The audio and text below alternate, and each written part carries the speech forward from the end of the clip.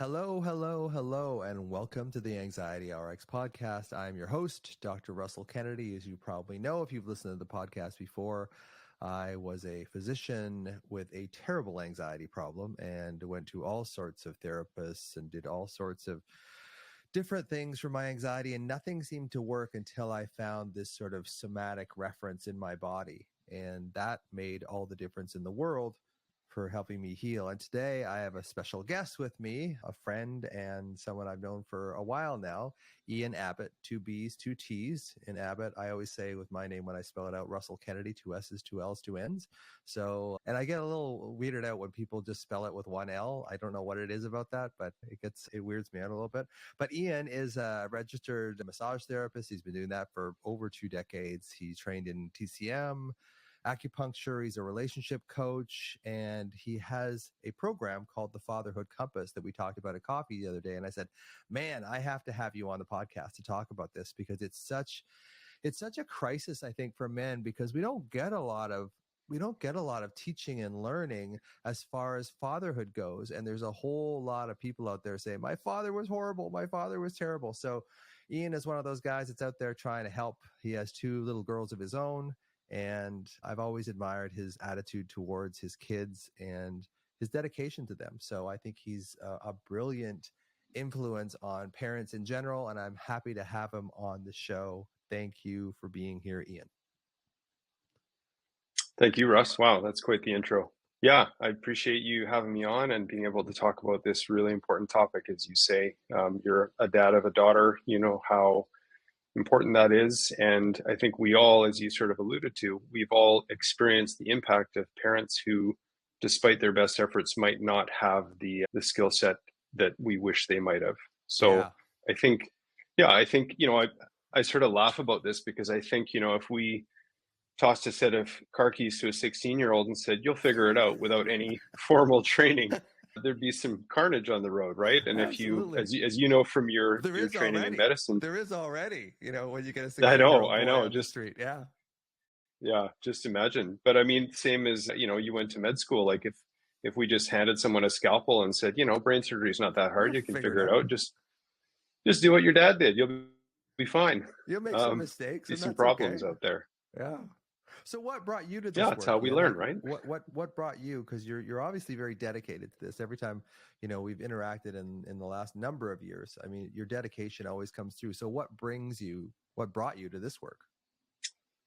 Yeah, well, I think it's like so many other men, as it seems to be, where I kind of had my classic kind of rock bottom, got divorced in 2017 and became a single dad, and was really feeling like I was overwhelmed and struggling. And I was really fortunate to find the work of Dr. Allison Reese, a counselor here in Victoria, and was able to take and then co-facilitate her parenting work, which she's taught for over 2.5 decades, and was just so relieved because, as guys, I think we're inherently kind of fixers. And when there's a problem and we don't know how to fix it, it feels very disempowering. So to have that skill set or that framework presented, it was just such a moment of relief of like, oh my goodness, there's a right way to do this, Yeah, because I think we kind of get brought up in this male environment, like do it yourself. You've got to stand up for yourself and that kind of thing. And we kind of fake it till we make it. And we kind of hope that our own parenting was good enough because we will parent the way we were parented. And, I didn't, as you know, my dad wasn't really around as much, or even when he was around, he was mentally incapacitated. So you kind of get this sort of James Bond look at life and parenting as a boy. And it's like, okay. And that's what you frame your parenting around, like what you think you should be doing. And I call it kind of parenting out of a textbook, because if you didn't get something, it's hard to give what you didn't get. Right. So, and how old were your girls when you got divorced? Because they were pretty young. Yeah, they were 2 and 4. Wow. And my youngest is actually 9 today. So okay, awesome. Yeah, it's been a journey. Yeah.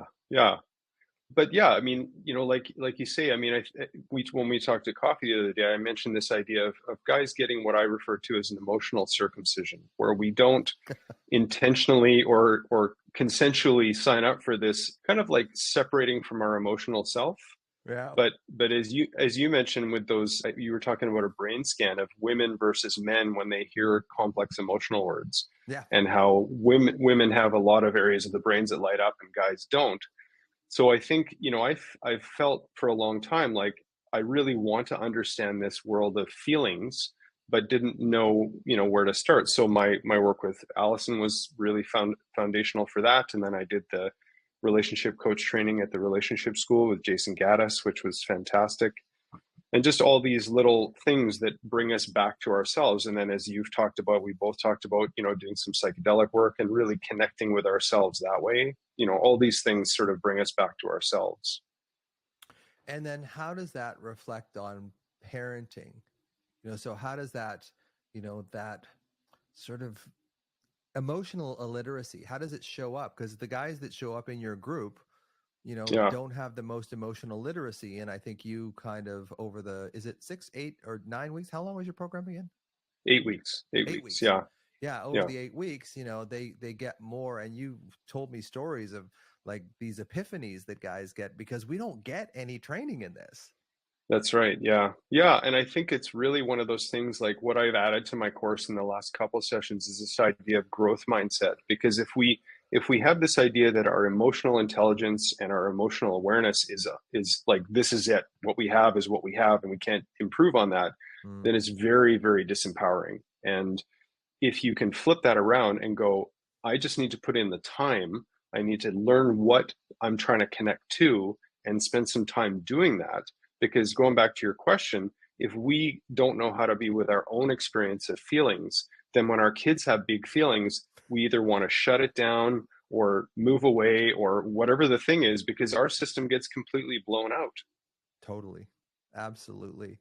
Yeah, like what I write about in my book is that, you're either in protection or in growth. And depending on how you were raised, that's kind of how your nervous system develops, and so much of our DNA is non-coding. Like it doesn't code for proteins. It codes for things that turn on the proteins and turn off the proteins. So we get these epigenetic changes. So our environment really allows us to either thrive or just get into survival. And I think so many men these days in general are just in survival. It does feel like men are kind of under attack these days. And, Yeah. men are withdrawing from university, now it's like 40%, 38%, it's mostly women. Like there's a lot of pro women stuff out there, which I'm completely for. But the Yeah. flip side of that is that men are getting squashed. And the worst part of that is that men don't ask for directions. They don't ask for help. Yeah. Yeah. No, that's super true. And I think, like, from my own experience, you do have this sort of like lone gunslinger kind of attitude that we're brought up with, that if you have to ask for help, somehow you're flawed, right? Yep. So, and then going back to what you're saying, like it is this sort of like, like, granted, there's certainly been some really toxic masculinity out there, but the issue with that, I think, and I've said this for years, is if we shame those men who are doing those things, they just go underground and it gets worse. Yeah. But if we call them forward and we provide them with skills and tools and we encourage them, then we end up creating healthier men that benefits everybody. That create healthier kids, and that's the thing. That's like right. It's so hard. Like I see such a rise in anxiety in our children now. I think part of that too is just this screen phenomenon. Like we're not getting our social engagement system fed or matured. Eye contact, tone of voice, prosody of voice, body language, facial expression. We're not getting these face-to-face interactions that you and I would have got from our peers when we were younger.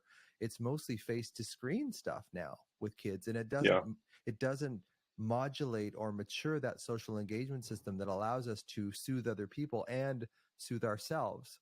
So why do you think it's so important for men to learn how to become a parent?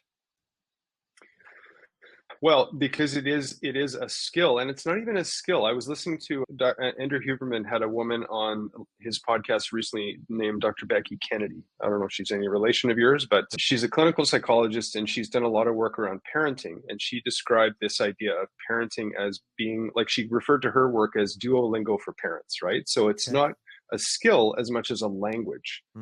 And if we were, let's say, parenting, if we wanted to be good parents, we had to learn to speak Ukrainian.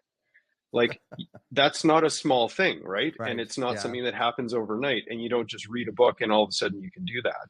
But if you think about parenting as a language, and you can think about listening for feeling words and using feeling words and conversing that way, it's a very different experience. So it does have to be learned, because I think, like we said at the beginning, like, we've all experienced parents who are doing their best, but like my parents were likely in survival mode a lot of the time because their own childhood experiences. Right. So there was a lot of, as Dr. Gabor Mate talks about, there was a lot of things provided for survival, but there wasn't as much for thriving, right? Totally. And that's a pretty big distinction. Yeah, and that comes back to the protection versus growth that I talked about earlier on. If you grow up in an environment where there's connection, attuned parenting, you learn that life is about connection and relationships. And if you learn that life is about, trauma and surviving trauma, you learn that life is about protection. And again, your DNA will create proteins that are more for cortisol and more for epinephrine and more for survival chemicals. And that, it's kind of like it becomes this chicken or the egg thing. It just becomes this self-fulfilling prophecy. So if you're raised in protection, it's very difficult to sort of rise into growth, but we can if we're given the right information. And that's why I love the fact that you created this course specifically for fathers, because I guess it wasn't around. I mean, you had Allison, who I've met too. I think she's amazing. But again, it's Yep. it's coming from a male perspective, and I think it's so important for men to learn from other men. We learn so much. Most of the stuff that's out there that is sort of emotionally kind of learning how to be emotionally literate is from women talking to other women, and we sort of kind of get the side angle of that a little bit as men. But when we learn directly from men who know exactly what we feel, I think it just sticks so much deeper. Yeah, I would agree with that 100%. I've had guys that have taken my course, a couple guys are in it for the fifth go round, right?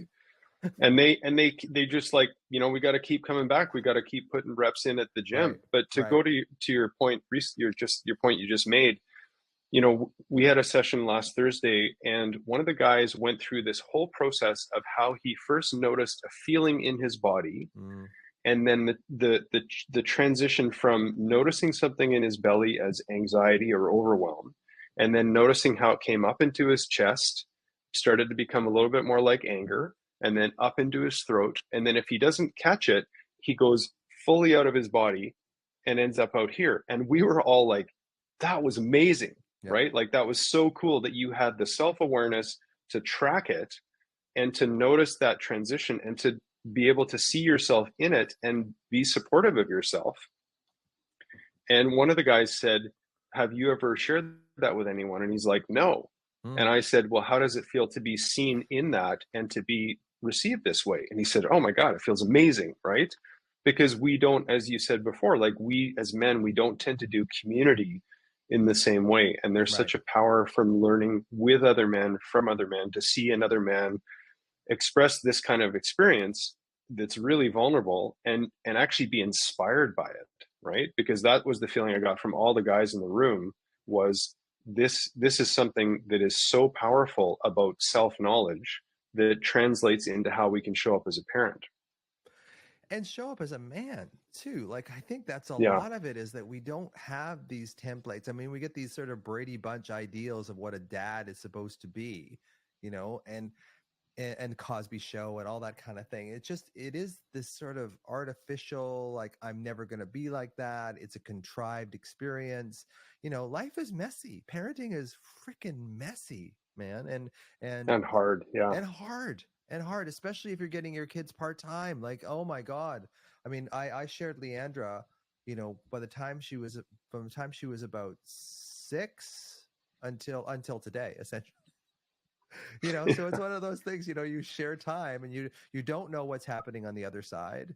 As men, we're kind of, you hear all sorts of stories about how men are abandoning our kids. We're not good parents. We're not teaching our kids to be literate. We're teaching emotionally literate. We're teaching them, toxic masculinity. You don't see that so much in women. You don't see that sort of, and I've seen some pretty shady female parents, right? And For sure. you don't see that. So it's like we're an easy target, I think, men in general. And I think men as parents, I think it's just because we're not that emotionally literate typically as women are. Hmm. So we are going to make these mistakes, and we aren't going to seek help for it typically because men don't ask for directions. So it becomes this self-fulfilling prophecy, is that men feel out of their depth with parenting, for sure, especially, Yeah. I don't know if you want to talk a little bit about parenting girls. I mean, the difference between parenting boys and girls, if that comes up in your group. Um, well, yeah, I mean, to go back to what you were saying before about just kind of the culture is like, we look at the references we have in kind of pop culture for dads, right? We think of Mm-hmm. Homer Simpson, Peter Griffin, Al Bundy, right? Like the dad is the doofus who's not really checked in with what's happening. He doesn't Yeah. really know what's going on. Yeah. And the mom's the one who's on it, right? And Totally. that's such a disservice to men, because there are some wonderful men out there who are emotionally literate.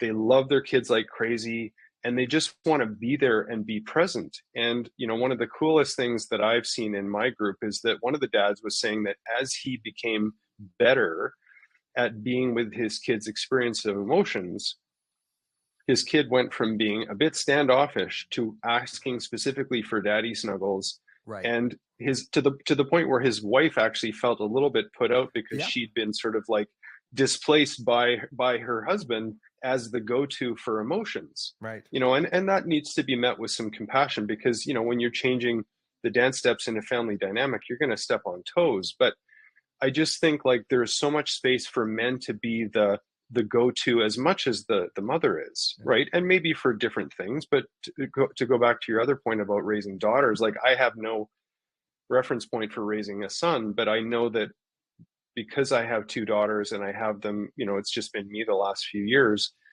I have to be able to be all the things, right? I have to be the Right. person who can be emotionally supportive, physically supportive, all those things. And to be able to be that level of sensitive requires a bit of work. And, I'm a pretty sensitive person to begin with, which Yep. is helpful, but it is a thing. But I've talked to the dads as well. And we've talked about just, everyone says, oh, it's so much better for men now than it used to be. And I'm like, is it though, really?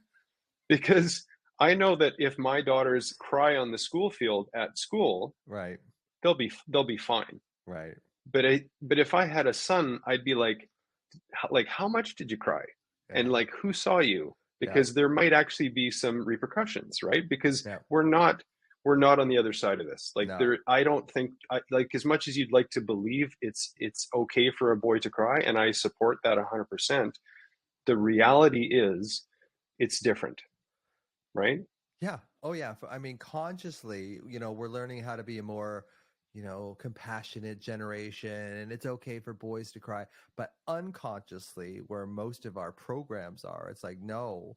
I think it goes back to, almost caveman era. Like the men were the ones that went out and they kill the animals, right? So if you can't be, so no, I used to have this joke about, you can't have a caveman going on like, well, the poor pig, like we can't kill the poor pig, and just start crying. I mean, Yeah.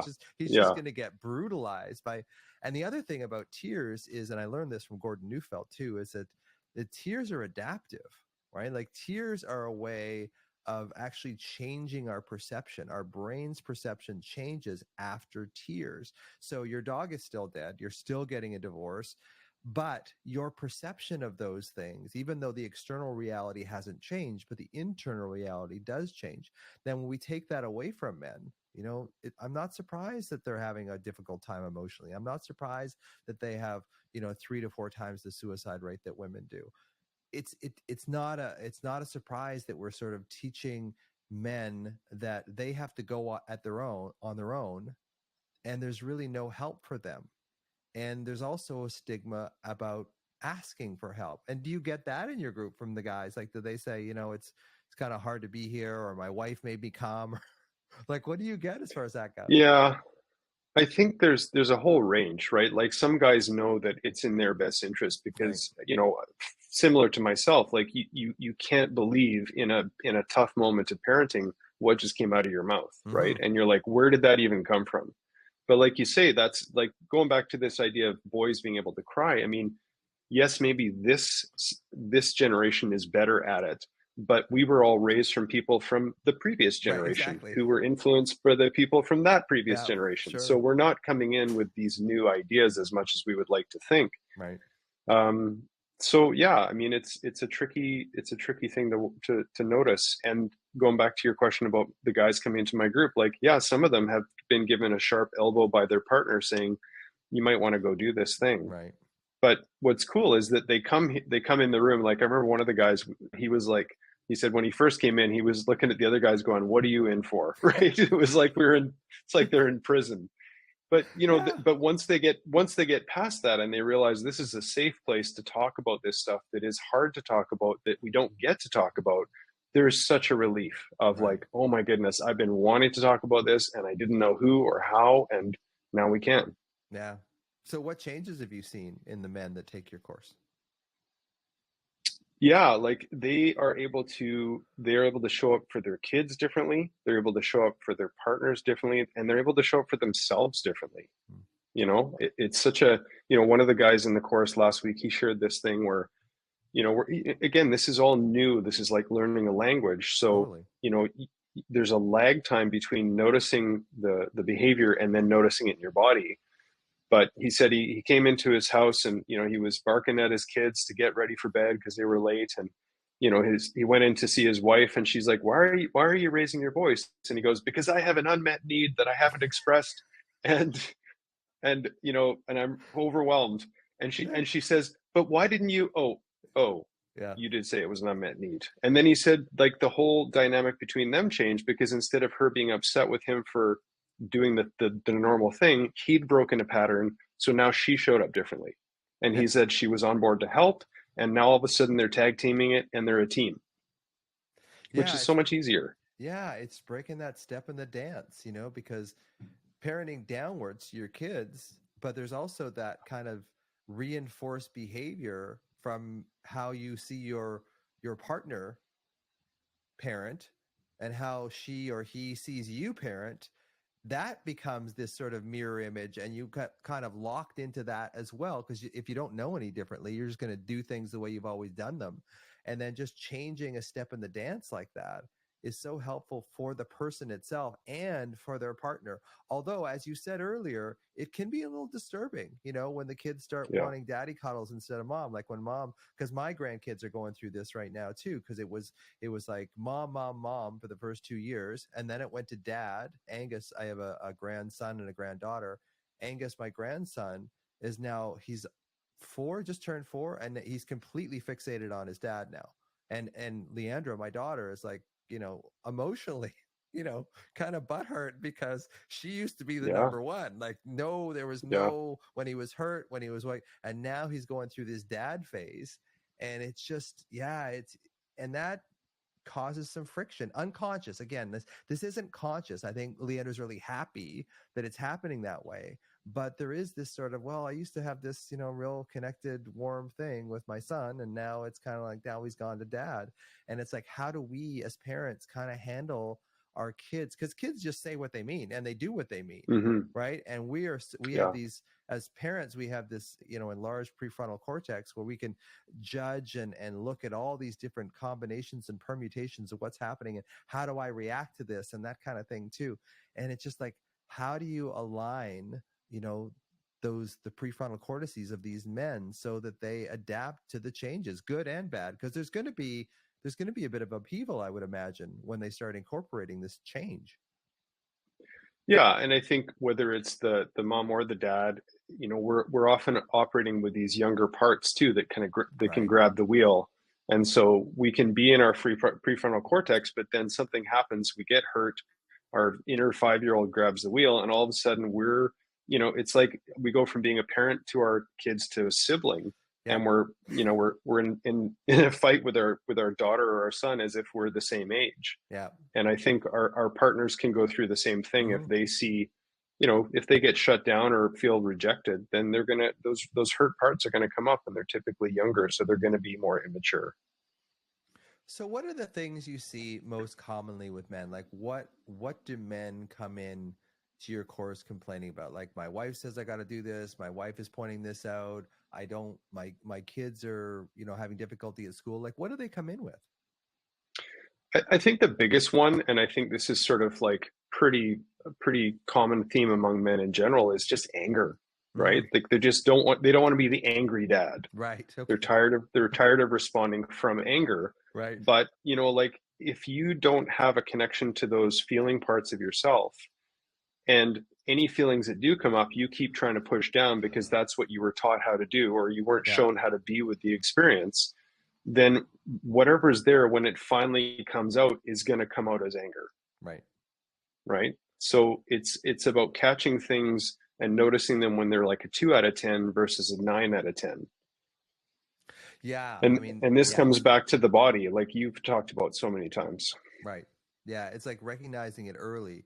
The way I describe it is being on a superhighway, and you're in the superhighway to Angry Town. Yeah. And you see the exit, it's like, nope, I'm not even going to take that. So it's like the earlier in the highway you see the exit, the more likely you're going to be able to take it. And so it's really training people, like, what are the sensations that happen when I start getting irritated with my wife, my kids, my job, whatever. Like, what's the early sensation that comes in, like the prodrome? What's That's right. Before the whole, because once it turns over, once the roller coaster crests the hill and starts going down, it's very difficult, if not impossible, to stop, because a lot of those things are age regressions. So we get into this thing, we age regress into this thing, and now we're an 8-year-old trying to parent our own 11-year-old, and it typically doesn't go that well. It doesn't. No. And I think, like, you know, so looking at how we as parents are resourced, the same way we want to resource our kids, you know, it's the whole put the oxygen mask on yourself first. You know, Allison teaches this acronym HALT, which is hungry, angry, lonely, tired, right? Which is a great starting point. And with most kids covers about 80% of their needs, right? But there were so many times where especially when I was a new single parent, where I would make sure my kids were fed, and then I would feel out of sorts, and then I'd be like, oh, right, I forgot to feed myself.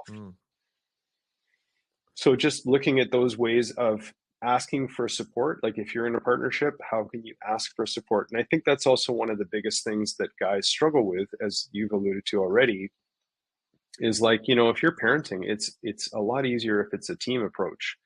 And if you're at odds with each other, that undermines it even more so. But I think what guys come up against so much, along with anger, is shame, right? That if they ask for help, it's shameful. If they overreact, it's shameful. If they don't know what they're feeling, it's shameful. And then the part that's kind of scary for our kids is that if we have a challenging parenting moment where we react in a way we're not proud of, we often go into shame. So we're not even there to repair with their kids, right? So they're kind of doubly challenged. Like, they're like, okay, my parent was just scary, and now my parents disappeared, and there's a, you know, meek 5-year-old in front of me trying to lick their wounds. Right. So what skills do you teach to help dads repair with their kids after these anger outbursts? Yeah, I think repair is, you know, I call it a relational superpower, you know, because if we can, you know, they often say, like, kids that are apologized to will apologize, right? Like, we always want to, like, say you're sorry to our kids when they fight with their siblings or whatever. But the forced apologies never work, right? And it's so much easier with all of this stuff around parenting to model what we would like our kids to do. So, you know, with repair, it's acknowledging that something happened, right? Saying, hey, I raised my voice, I'm really sorry. And then trying to check in with them. What was your experience of that like, right? And depending on the age of your kids, you might have to feed them a few words. Was it scary? Do you feel angry? Do you feel sad? Do you feel confused? And allowing them to express that, and then being with their experience of that. Yeah, I bet that was scary. Yeah, I bet you were afraid. Yeah, it makes sense you'd be angry. And then talking about what it could look like differently next time. Okay, so next time that happens, I'm going to do this differently. And then do it, right? I mean, it's not about perfection, for sure, but it's about changing the pattern. Yeah, and staying grounded within yourself too, because that's that whole sort of prodromal thing. If you can see it coming, and you know this is going to happen, you can kind of lie in wait for it, and you know that you can take the exit, you can take a different path. But so often, a lot of times with men, is because the powder keg goes up so quickly because of that frustration, because of that shame, because they were never really taught, aren't really taught how to deal with our emotions as they're arising. It's mostly you have to take anger management classes and all that kind of stuff, which mostly take a very behavioralist sort of cognitive approach. But you've already lost your cognitive brain when you shot into survival in the first place. So why are you trying to draw on the cognitive aspects of, because it leaves you when you need it the most. So it's really like drawing from more of a somatic place, like seeing this is going to come up. I see my kids starting to fight. Like one of them will throw something at the other. So what does that bring up? Like what feeling does that bring up in you? Like where do you sense that? It's like, well, there's a tightening in my stomach. Okay. Like, really drill down into that. Is it superficial? Is it deep? Is it hot? Is it cold? As kind of airy fairy and Pollyanna as that kind of sounds, it's like getting into the unconscious program so that you can change it. Because if you try and change that unconscious program with a conscious strategy, you're really kind of the horse is already out of the barn. You have to use both. You have to use a cognitive strategy, but in order to engage that cognitive strategy, you have to see it coming. Like once it blows up to a certain point, you don't have your rational brain. You don't have that ability. And this is one of my issues with anxiety with CBT is that you don't have the rational brain there to kind of talk you out of it. So you have to develop this thing. And one of the things that the common things that I'll use is the example of military pilots. What they'll do is they'll put them in a room, they'll give them a deck of cards, and they'll slowly start sucking the oxygen out of the room. And some of them will get a headache, some of them will get like sinus pressure, some of them will get nauseated, and they say, this is your tell. As soon as you get this, you automatically, like spinal cord reflex, you flip your oxygen mask off, because after the oxygen drops so low, you lose the ability to actually see that you're becoming more and more hypoxic. So it's just like a spinal cord reflex. You have to see it very early, and then you can change it. Yeah, no, that's exactly what it is, right? We, from the training that you've done with somatic experiencing, and I'm in the middle of right now, understanding which part of that polyvagal spectrum you're in, right? Like, if you're starting to flip your lid, you're not in ventral anymore, right? But are you in fight or flight sympathetic, or are you actually starting to go into dorsal and you're starting to shut down, right? Right. And knowing the difference between those as well, and we talk about that in my course, and I think that's such a valuable thing for people to understand about themselves and their kids, because we're going to react differently if we're in sympathetic versus ventral, where we're engaged socially, we're actually curious about what's going on, because so much of what we struggle with as parents is that our kids' behavior doesn't fit into the social norms that either our culture has specified or that we grew up with. Right. But if we can actually see their behavior as communication, so when I first learned that, I was like, oh, well, now I actually have to pay attention to the behavior and try and be curious about what's underneath the behavior and what they're trying to communicate to me. And what that behavior cues in me. Right? Like exactly. Because it's the old, if you see, I remember once Abby, my granddaughter, threw a truck and rang it right off Angus's head. And it was just, but the look of horror on her face as she did it, because it was like, here's an unconscious human being throwing something, and here's a little boy being hit in the head. But just the look on her face of horror when she did that. And then, of course, they both burst into tears. And it just, I don't know what I was getting at there, but I think it was something about Micah, their father, was able to stay present in that. And then later on, we talked about it, and it was kind of like, this is what happened. Like when I was younger, he had two brothers and that kind of thing. So it just triggers something in you, exactly the same thing, right? So you just go unconscious because men don't have any training in it. Not only don't we have any training in it, we're kind of shamed for needing the training in it.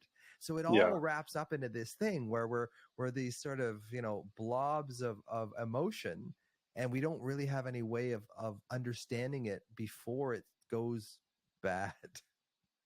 Yeah. But again, if you can understand that a lot of a kid's behavior is simply communication. Like, it's not like if they steal stuff, it's not that they're destined for a life of crime. Right. If they're picking on their brother, they're not going to go to jail for assault.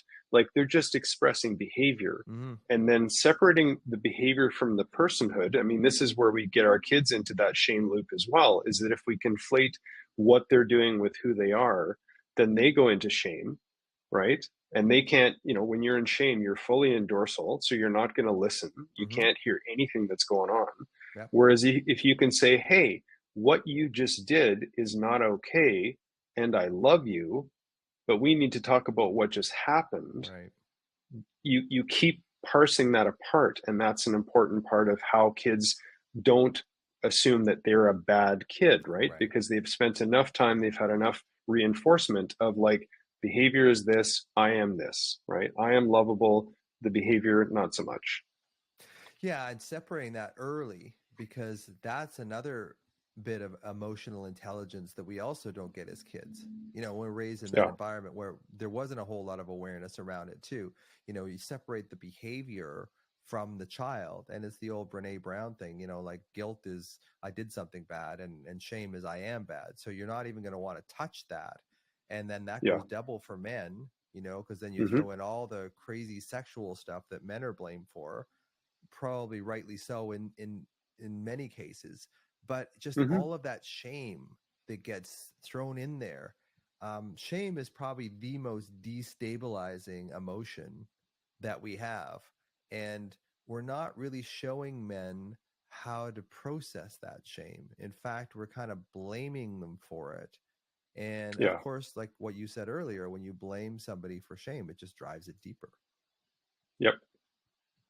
Yeah. And then also, as you said too, right? Like, as much as I want these dads to understand that their kids' behavior needs to be separate from the kids' personhood, so does the dads. Absolutely. Right? Like, if a dad has a bad moment, you're not a bad dad, you're a good parent having a bad moment. Yeah. Like, even separating that part alone can really take the weight off a guy's shoulder, and it allows them to stay out of that dorsal nervous system response enough to still be present and to process what just happened, and do that over and over enough to see, like I said earlier, the prodrome. So it's like, oh, this is how it goes. This is where this is going to go if I allow myself to go into shame, if I go into even shutdown. This is where it's going to go. So can I stay present? Can I put my hand on my chest? Can I do some breath work? Can I bring myself into the moment? One of the things that I suggest to people all the time is this little mantra that I have is sensation without explanation. So allow yourself to feel the negative sensation, but watch the whole "you're bad, this is never going to change, I need a divorce." Like, watch the voices, because the voices are just completely mirroring the alarm sensation that's in your body, and they're probably not accurate. It's just, in a way, it's kind of a little boy in us that's searching for some kind of meaning in this, because that's how we parsed our way through childhood.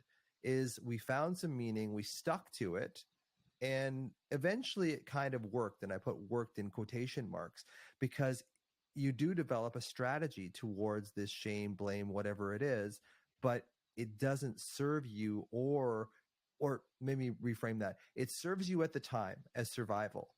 But when you become a parent, when you become a partner, when you become a spouse, that coping strategy that worked for you when you were younger, and again, I put "worked" in quotation marks, doesn't work anymore. And in fact, it creates way more problems. But it was the only track. It was the only path that worked when you were a 12-year-old or a 16-year-old. So you still ride that thing until the wheels come off. And I guess that's why people come into your course. They go, I don't want to be on this wagon anymore. No, and I think, the other part that I think is super important about learning to be a better parent is, I mean, for starters, it's not about perfection. Like, there's the famous British psychiatrist Winnicott, who talked about the value of good enough parenting. Yep. So it's not about perfection, but if we can show up better for our kids, we can learn how to be more emotionally attuned to what they need in that moment, then we can actually do that for ourselves, right? And that becomes part of that reparenting process. As I've become a better parent for my daughters, I am a much better parent to my own inner child now. Absolutely. Because I can offer myself the same compassion and curiosity and love that I can offer my daughters, which feels amazing. Yeah, and I'm intrigued by the fact that repair and reparent sound the same, right? Yeah. And it's so important. Like, and people have asked me, like, what's the best situation? The best situation is that your kid goes off the rails, has like a blows up or whatever it is into emotion, and that you repair with them. You don't go back into your old thing of, like, say you separated from big emotion when your family, so you separate from this kid, so the whole thing just cycles on itself. Yeah. And being able Yeah. to, the family that has blowouts and repairs is much, much better than the family that doesn't have any real, sort of ups and downs, and everybody's kind of level, and that kind of thing Yeah. too. So it's the repair. And this is true, of course, in relationships too, like spousal relationships. But with your kids, you can say, look, I kind of lost it there. Mm-hmm. Mm-hmm. I'm sorry about that. Or, maybe the apology is not the thing, but this is something that sort of got away from me or a little bit. And then Mm-hmm. how can we repair this? And then in the future, when it happens, the kids don't lose their minds and go into dorsal vagal Yeah. shutdown, because they Yeah. see that, okay, there is some repair coming. There is a solution to this. And then the more practice they get in repair, the more comfortable they feel in relationship.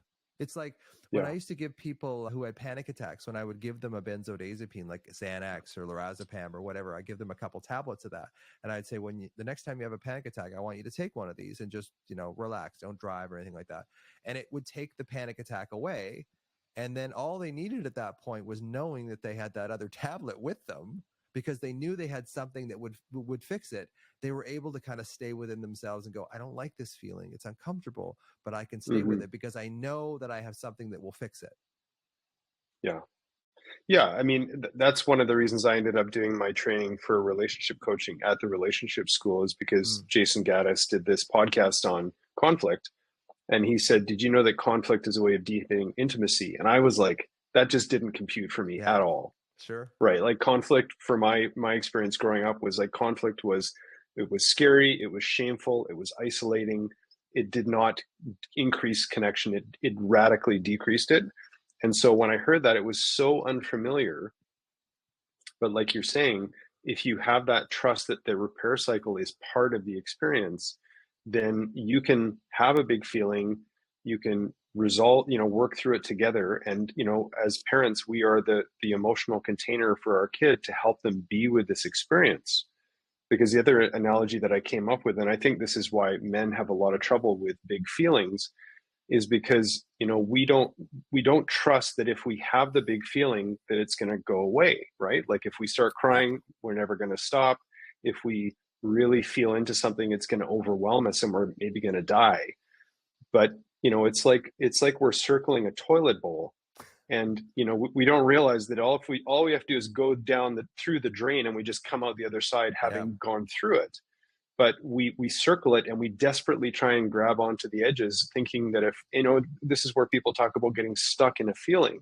Right. It's because you don't know how to be with the fullness of that feeling in the moment, and then just go through the other side. And then I shared that with a friend of mine, and she said, yeah, and sometimes you grab onto a turd and hold on to it for dear life, thinking it'll save you from going through the experience. Alone. Yeah, for sure. Yeah, Well, exactly. yeah, I mean, men are really good at resisting. I mean, Bill Burr talks about that in one of his comedy bits. It was like, just stuff it down, just stuff it down, just stuff it down. Yeah, it's like, exactly. It's so much a part of our, and I think it's the reason why men have higher rates of heart disease. It's the reason why men have more physical issues typically than women, especially cardiovascular stuff, because it's like there is this sort of pushing your heart down, pushing what your heart wants. We're getting a little sort of ethereal here, but you get so used to because men in the society, we're disposable. It's just like that's the way the society has. Like, men are the ones that go to war. Men are the ones that, like, I saw this thing on Instagram the other day about they would interview these women or just on the street. It's like, do you need a man? It's like, no, I don't need no man. Whatever. And then they interviewed men. It's like, do we need women? It's like, yeah, of course we do. Well, of course we do. Yeah. So it is this sort of this milieu now of like, we're disposable, expendable, and of course that's going to bring up some anger. Of course it's going to bring up some frustration.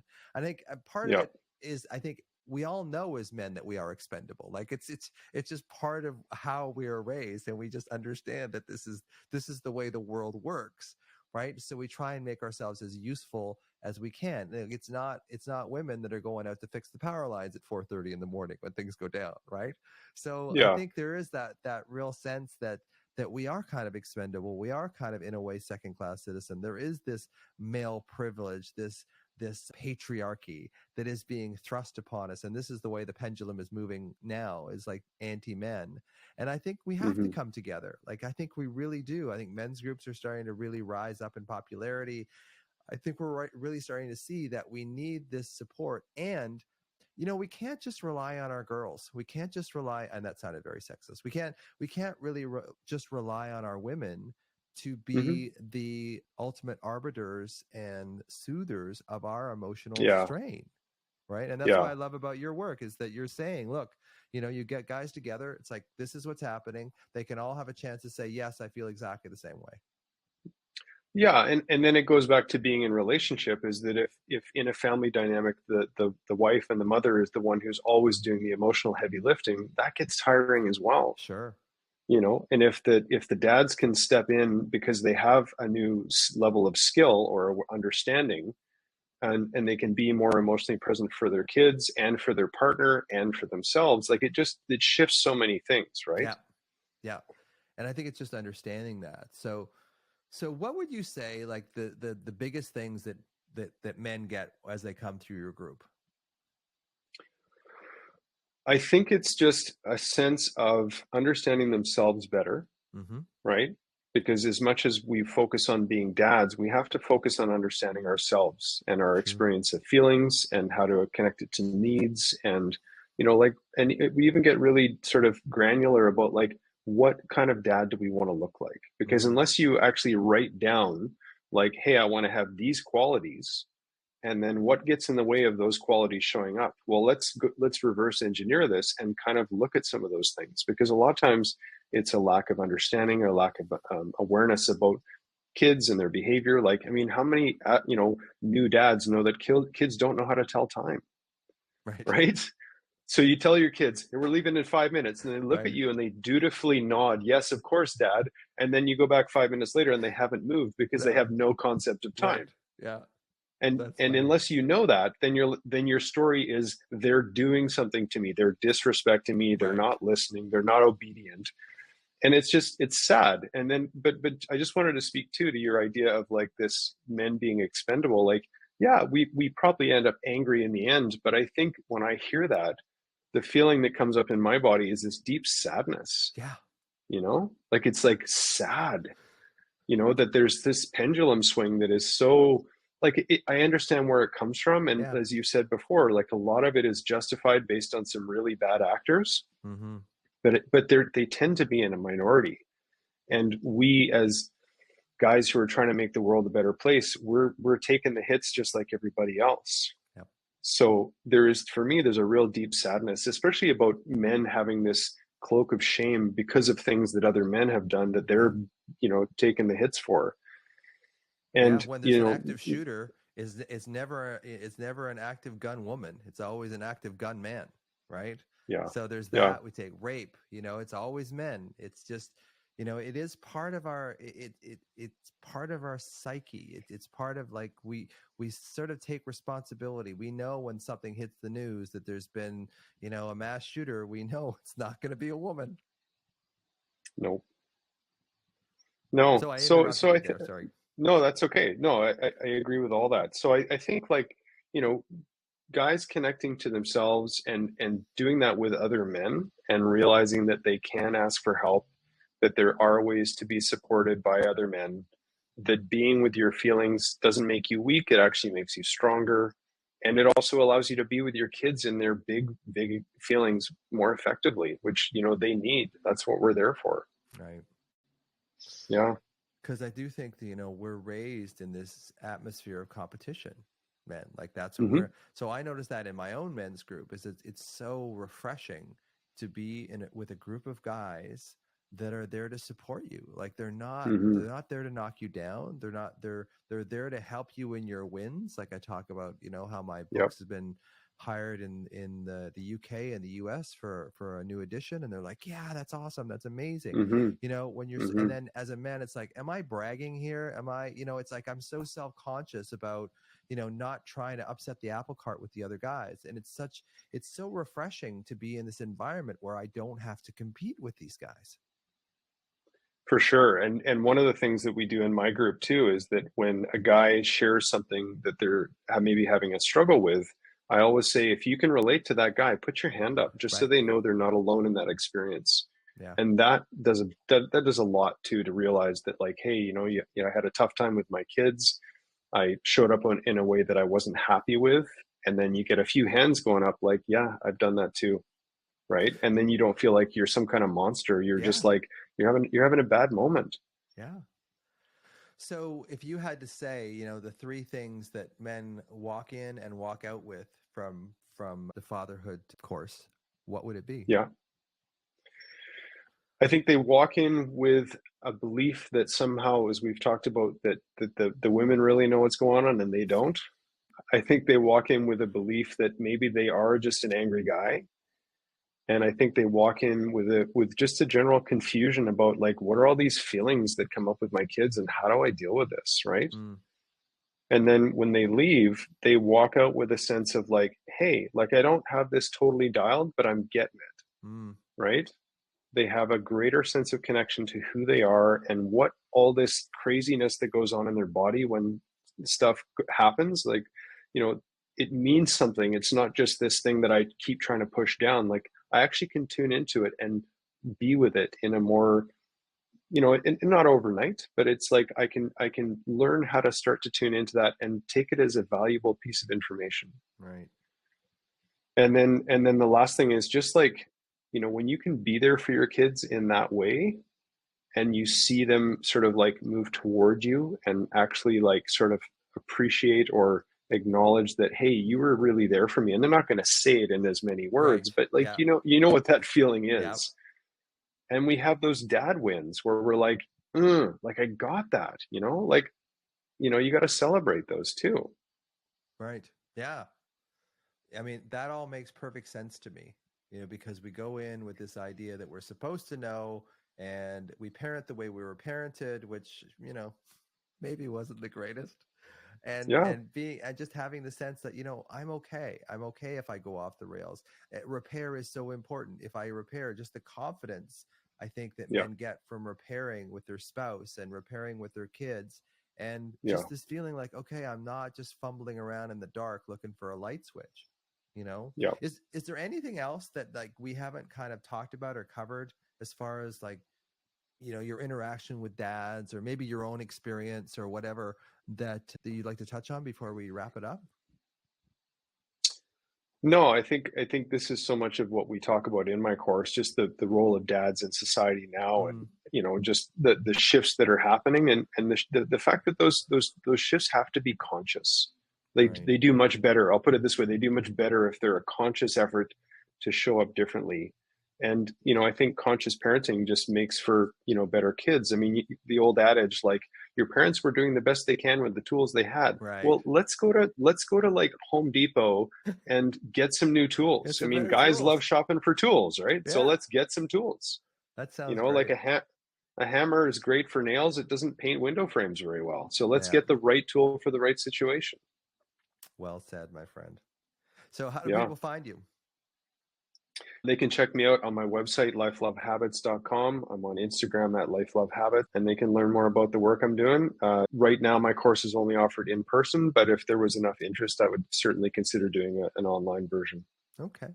So slowly, Life, Love, Habits. Is that what it is? That's right. Okay. Lifelovehabits.com. Yeah. And I'm sure I'll get Emmy to put in the show notes and that kind of stuff up on YouTube, and people can find you that way and that kind of thing too.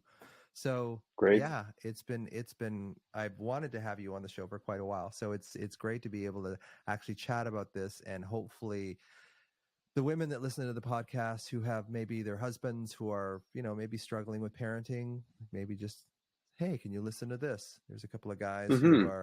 who are kind of knowledgeable in this stress arena and can understand the the dad freak out.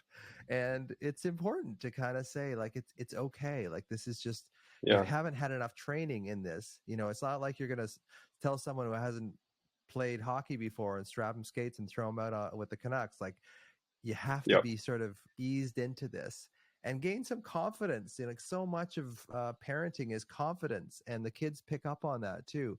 And the more confident Yeah. you feel, the better of a parent, and the more you're going to feel good about yourself as well. So Yeah, absolutely. Absolutely. Thanks so much, Ian. Thanks so much for being here. And, I'd love to have you back sometime too. So keep doing what you're doing. Thanks. Thanks, man. Appreciate it. And thanks to the work you do. I love watching your show and just picking up some real nuggets. And you're doing some great work. And I'm glad that your book's getting out to a bigger audience. Thanks, Ian. I really appreciate that. And I guess we'll see everybody in the next perfect time with the next perfect podcast on the Anxiety RX podcast. And we'll see you again.